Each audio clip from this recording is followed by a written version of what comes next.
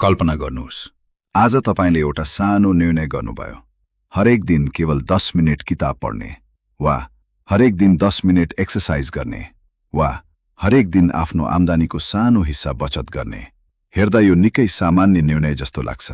यति सानो कामले वास्तवमै जीवन परिवर्तन होला र? तर यहीँबाट एउटा ठूलो कुरा सुरु हुन्छ। हाम्रो जीवन प्राय ठूला निर्णयहरूले होइन, हरेक दिन दोहोरिने साना कामहरूले निर्माण भइरहेको हुन्छ। तपाई आज जहाँ हुनुहुन्छ, त्यो तपाईले एकै दिनमा बनाएको परिणाम होइन। तपाईले महिनौं र वर्षौंसम्म दोहोर्याएका साना ह्याबिट्सको परिणाम हो। र यदि ती ह्याबिट्स परिवर्तन गर्न सकियो भने तपाईको भविष्य पनि परिवर्तन गर्न सकिन्छ। यही शक्तिशाली विचारलाई जेम्स क्लियरले आफ्नो चर्चित किताब एटोमिक ह्याबिट्समा निकै सरल तर गहिरो तरिकाले बुझाएका छन्। तर सुरुमा एउटा प्रश्न, तपाईले कति पटक नयाँ लक्ष्य बनाउनु भएको छ? अबदेखि हरेक बिहान 5 बजे उठ्छु। अबदेखि हरेक दिन जिम जान्छु। अबदेखि जंक फूड खान्न। अबदेखि हरेक महिना पैसा बचत गर्छु। सुरुमा मोटिभेसन हुन्छ, पहिलो दिन एनर्जी हुन्छ, दोस्रो दिन पनि ठिकै हुन्छ। तर केही दिन वा केही हप्तापछि पुरानै जीवनमा फर्किन्छौं अनि हामी आफैलाई दोष दिन्छौं। म डिसिप्लिन छैन, म लेजी छु, मसँग मोटिभेसन छैन। तर जेम्स क्लियर भन्छन्, समस्या तपाईमा मात्र छैन। समस्या तपाईले प्रयोग गरिरहेको सिस्टममा हुन सक्छ।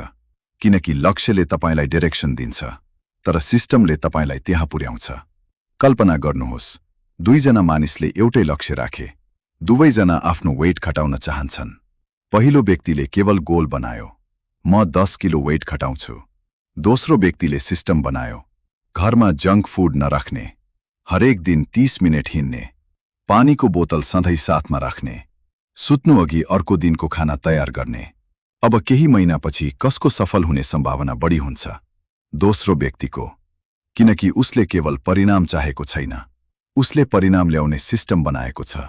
एटोमिक ह्याबिट्सको अर्को शक्तिशाली विचार हो 1% सुधार।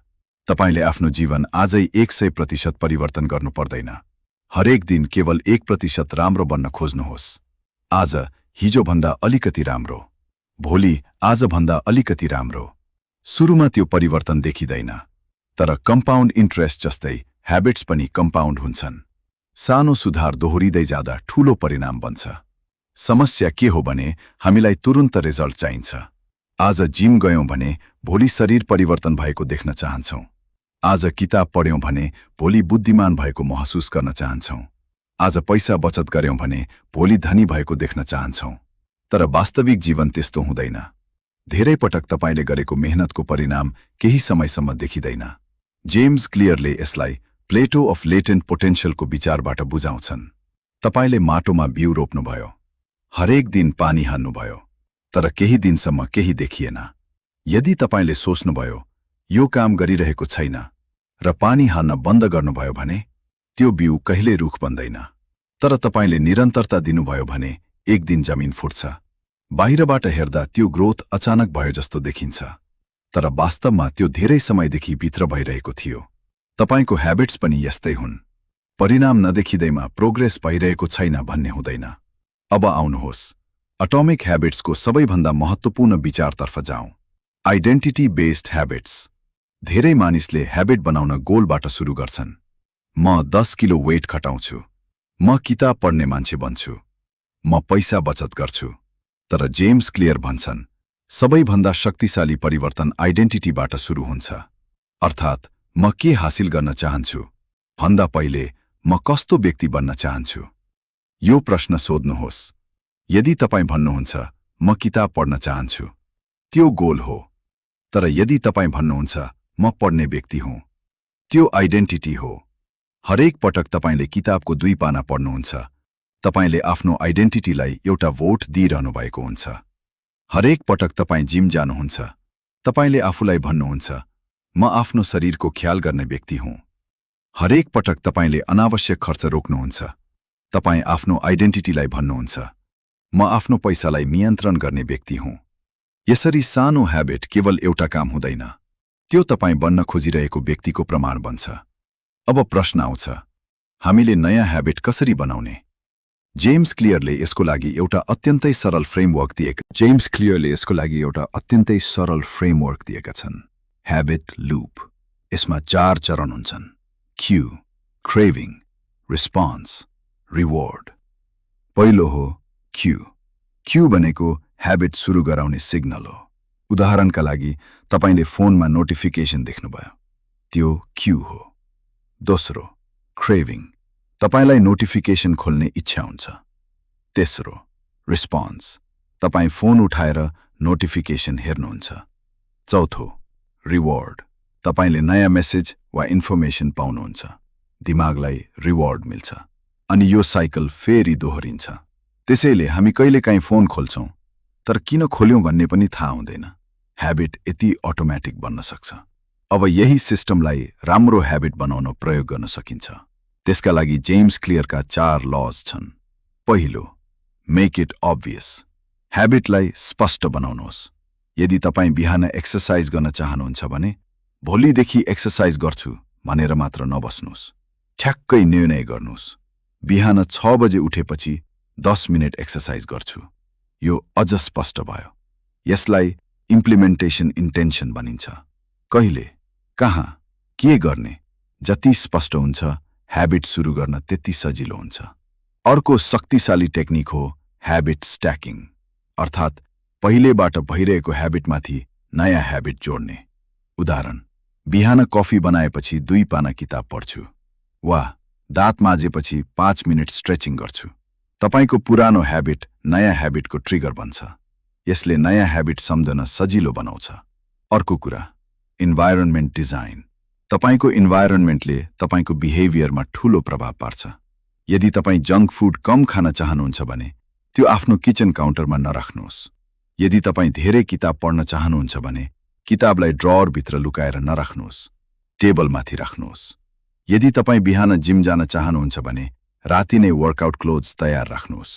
तपाईले आफ्नो विल पावर बढाउनुभन्दा पहिले आफ्नो इन्भाइरोन्मेन्ट बदल्नुहोस्, किनकि राम्रो ह्याबिट गर्न सजिलो बनाउनु गलत ह्याबिट गर्न गाह्रो बनाउनु भन्दा पनि शक्तिशाली हुन सक्छ। अब दोस्रो ल, मेक इट अट्र्याक्टिभ। हामी नेचुरली आकर्षक लाग्ने काम दोहोर्याउन चाहन्छौँ। त्यसैले तपाईले राम्रो ह्याबिटलाई आफूलाई मनपर्ने चीजसँग जोड्न सक्नुहुन्छ। उदाहरणका लागि, तपाईलाई आफ्नो फेभरेट पडकास्ट मनपर्छ, तर तपाईं त्यो पडकास्ट केवल वकिङ वा वर्कआउट गर्दा मात्र सुन्नुहुन्छ। अब तपाईको दिमागले वर्कआउटलाई रिवार्डसँग जोड्न थाल्छ। यो टेम्पटेसन बन्डलिङको एउटा उदाहरण हो। तपाईले गर्नुपर्ने कामलाई गर्न मन लागेको कामसँग जोड्नुहोस्। अब तेस्रो ल, मेक इट इजी। धेरै मानिस ह्याबिट सुरु गर्दा धेरै ठूलो लक्ष्य राख्छन्। अबदेखि हरेक दिन 1 घण्टा किताब पढ्छु। अबदेखि हरेक दिन 1 घण्टा जिम गर्छु। समस्या, सुरु गर्न नै गाह्रो हुन्छ। त्यसैले जेम्स क्लियरको अर्को प्रसिद्ध कन्सेप्ट हो 2 मिनेट रूल। नयाँ ह्याबिटलाई 2 मिनेटमा गर्न सकिने भर्जनमा घटाउनुहोस्। म किताब पढ्छु होइन, म एउटा पाना पढ्छु। म जिम जान्छु होइन, म जिमको कपडा लगाउँछु। म हरेक दिन मेडिटेसन गर्छु होइन, म 2 मिनेट बस्छु। किन? किनकि सुरु गर्ने फ्रिक्सन हटाउन। एक पटक सुरु गरिसकेपछि धेरै पटक तपाई 2 मिनेटमै रोकिनुहुन्न। तर मुख्य उद्देश्य सुरुवातलाई सजिलो बनाउनु हो। र यहाँ एउटा महत्त्वपूर्ण कुरा छ, सक्सेसको पहिलो चरण पर्फेक्ट हुनु होइन। पहिलो चरण हो ह्याबिटलाई अटोमेटिक बनाउनु। त्यसपछि बिस्तारै मात्रा बढाउन सकिन्छ। चौथो ल, मेक इट स्याटिस्फाइङ। हामीलाई तत्काल रिवार्ड मनपर्छ, तर धेरै राम्रो ह्याबिट्सको रिवार्ड ढिलो आउँछ। आज एक्सरसाइज गर्नुभयो, शरीर भोलि नै बदलिँदैन। आज पैसा बचत गर्नुभयो, भोलि धनी हुनुहुन्न। आज किताब पढ्नुभयो, भोलि जिनियस हुनुहुन्न। त्यसैले ह्याबिटलाई सानो तत्काल रिवार्ड दिनुपर्छ। उदाहरणका लागि, ह्याबिट ट्र्याकर प्रयोग गर्नुहोस्। हरेक दिन ह्याबिट पूरा गरेपछि एउटा एक्स लगाउनुहोस्। आज एउटा एक्स, भोलि अर्को। केही दिनपछि तपाईलाई एउटा स्ट्रिक देखिन्छ अनि तपाईको दिमागले भन्छ, अब यो स्ट्रिक तोड्नु हुँदैन। तर यहाँ अर्को अत्यन्त महत्त्वपूर्ण नियम छ, नेभर मिस ट्वाइस। एक दिन ह्याबिट छुट्यो, ठीक छ, मानिसौँ। कहिलेकाहीँ काम बिग्रिन्छ, कहिलेकाहीँ थकाइ लाग्छ, कहिलेकाहीँ यात्रा हुन्छ। समस्या एक दिन छुट्नु होइन, समस्या हो एक दिन छुटेपछि दोस्रो दिन पनि छुटाउनु। त्यसैले एक दिन मिस भयो भने दोस्रो दिन फर्कनुहोस्। यदि तपाईले एक दिन एक्सरसाइज गर्नु भएन भने भोलिपल्ट 10 मिनेट मात्र भए पनि गर्नुहोस्। यदि किताब पढ्न छुट्यो भने भोलिपल्ट एउटा पाना पढ्नुहोस्। लक्ष्य पर्फेक्ट स्ट्रिक होइन, छिटो फर्कने क्षमता हो। अब एउटा अर्को महत्त्वपूर्ण प्रश्न, यदि हामीले खराब ह्याबिट हटाउन चाह्यौँ भने जेम्स क्लियरले 4 लजलाई उल्टो प्रयोग गर्न भन्छन्। पहिलो, मेक इट इन्भिजिबल। ट्रिगर हटाउनुहोस्। फोन कम चलाउन चाहनुहुन्छ? फोनलाई आफ्नो हातको पहुँचबाट टाला राख्नुहोस्। जङ्क फुड कम खान चाहनुहुन्छ? घरमै नराख्नुहोस्। दोस्रो, मेक इट अनअट्र्याक्टिभ। खराब ह्याबिटको वास्तविक कस्ट सम्झनुहोस्। तेस्रो, मेक इट डिफिकल्ट। गलत ह्याबिट गर्न फ्रिक्सन बढाउनुहोस्। सोशल मिडिया धेरै चलाउनुहुन्छ? एप लग आउट गर्नुहोस्। पासवर्ड सेभ नगर्नुहोस्। फोन अर्को कोठामा राख्नुहोस्। चौथो, मेक इट अनस्याटिस्फाइङ। आफ्नो ह्याबिटको अकाउन्टेबिलिटी बनाउनुहोस्। कसैलाई आफ्नो कमिटमेन्ट बताउनुहोस्। यसले गलत काम गर्दा साइकोलोजिकल कस्ट बढाउन सक्छ। अब एटोमिक ह्याबिट्सको अर्को अत्यन्तै रोचक कन्सेप्ट, गोल्डिलक्स रूल। मानिसहरू सबैभन्दा मोटिभेटेड कहिले हुन्छन्? जब काम न धेरै सजिलो हुन्छ न धेरै गाह्रो, अलिकति च्यालेन्जिङ हुन्छ। उदाहरणका लागि, यदि तपाईले एउटा गेम खेल्नुभयो र हरेक पटक सजिलै जित्नुभयो भने चाँडै बोरिङ हुन्छ। यदि हरेक पटक असम्भव जस्तो लागेर हार्नुभयो भने तपाईँ खेल्न छोड्नुहुन्छ। तर तपाईको एबिलिटी भन्दा अलिकति माथिको च्यालेन्ज भयो भने तपाईँ इन्ट्रेस्टेड रहनुहुन्छ। त्यसैले ह्याबिट बनाउँदा पनि आफ्नो लेभल अनुसार च्यालेन्ज बनाउँदै जानुहोस्।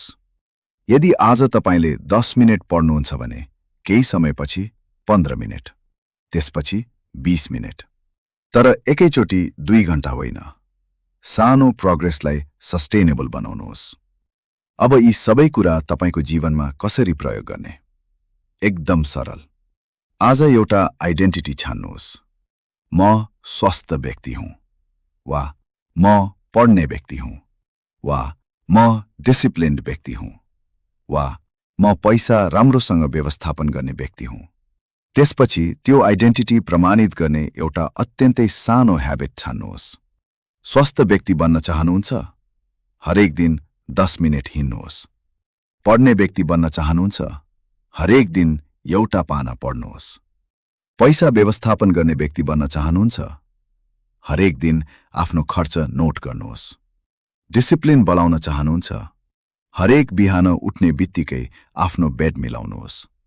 सानो काम हो, तर तपाईको दिमागलाई एउटा मेसेज दिन्छ, म आफ्नो निर्णय पूरा गर्ने व्यक्ति हुँ। सम्झनुहोस्, तपाईले आफ्नो जीवन परिवर्तन गर्न ठूलो कदम चाल्नै पर्छ भन्ने छैन। तपाईले आफ्नो आइडेन्टिटी परिवर्तन गर्न सुरु गर्नुपर्छ। त्यस आइडेन्टिटीलाई सपोर्ट गर्ने सानो ह्याबिट बनाउनुपर्छ। त्यो ह्याबिटलाई अब्भियस बनाउनुपर्छ, अट्र्याक्टिभ बनाउनुपर्छ, इजी बनाउनुपर्छ र स्याटिस्फाइङ बनाउनुपर्छ। त्यसपछि दोहोर्याउँदै जानुपर्छ, दिनपछि दिन, हप्तापछि हप्ता, महिनापछि महिना। किनकि एउटा सानो ह्याबिट आफैमा शक्तिशाली नदेखिन सक्छ, तर जब त्यो ह्याबिट 100औं पटक दोहोरिन्छ, त्यहीबाट ट्रान्सफर्मेसन सुरु हुन्छ। तपाईको आजको जीवन तपाईले विगतमा दोहोर्याएका ह्याबिट्सको परिणाम हो, र तपाईको भविष्य त्यो पनि आजबाट दोहोर्याउन सुरु गर्ने ह्याबिट्सले निर्माण गर्नेछ। त्यसैले आज आफूलाई एउटा प्रश्न सोध्नुहोस्, म के पाउन चाहन्छु भन्दा पहिले म कस्तो व्यक्ति बन्न चाहन्छु? त्यसको उत्तर पाउनुहोस्। त्यसपछि त्यो व्यक्ति जस्तै व्यवहार गर्ने एउटा सानो काम आजै गर्नुहोस्। ठूलो परिवर्तनको लागि ठूलो सुरुवात आवश्यक छैन। कहिलेकाहीँ एउटा पाना, 2 मिनेट, 10 मिनेट, एउटा राम्रो निर्णय, र त्यो निर्णयलाई फेरि भोलि दोहोर्याउने प्रतिबद्धता, यति नै पर्याप्त हुन्छ। किनकि तपाईको जीवन एकै पटक परिवर्तन हुँदैन, यो हरेक दिन सानो सानो निर्णयबाट परिवर्तन हुँदै जान्छ। सानो ह्याबिट, सानो सुधार, तर समयसँगै ठूलो परिणाम। त्यसैले मोटिभेसन पर्खेर नबस्नुहोस्। पर्फेक्ट समय पर्खेर नबस्नुहोस्। भोलि सुरु गर्छु भनेर नछोड्नुहोस्। आज एउटा सानो ह्याबिट सुरु गर्नुहोस् र त्यसलाई यति सजिलो बनाउनुहोस् कि तपाईले मसँग समय छैन भन्नै नपरोस्। किनकि अन्ततः तपाईँ आफ्नो गोल्सको स्तरसम्म उठ्नुहुन्न, तपाईँ आफ्नो सिस्टम्सको स्तरसम्म झर्नुहुन्छ। त्यसैले राम्रो भविष्य चाहनुहुन्छ भने भविष्यको चिन्ता मात्र नगर्नुहोस्, आजको सिस्टम बनाउनुहोस्, आजको ह्याबिट बनाउनुहोस् र त्यसलाई दोहोर्याउनुहोस्। एक दिन होइन, एक हप्ता होइन, बारम्बार। किनकि अन्ततः हामी आफ्नो ह्याबिट्स बन्छौँ। यदि तपाईलाई यस्तै शक्तिशाली किताबहरूलाई सरल नेपालीमा बुझ्ने र आफ्नो जीवनमा लागू गर्ने तरिका मनपर्छ भने यो च्यानल सब्स्क्राइब गर्नुहोस्। अर्को भिडियोमा फेरि एउटा नयाँ किताबको विचार लिएर भेटौँला। तबसम्म सानो कदम चालिरहनुहोस्, किनकि सानो कदमहरू नै एक दिन ठूलो यात्राको कारण बन्छन्।